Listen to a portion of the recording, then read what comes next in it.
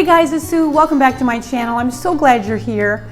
Today I'm going to be making a wild rice and kale chili. This is so good. I used to make this all the time and I got away from it, but it comes together so quickly and is full of vitamins and nutrients. I love the addition of kale in this soup. Dark leafy greens add so much texture and are so nutritious. I think you're really going to love it. It's simple, it's good. You're going to want to make it. Check it out.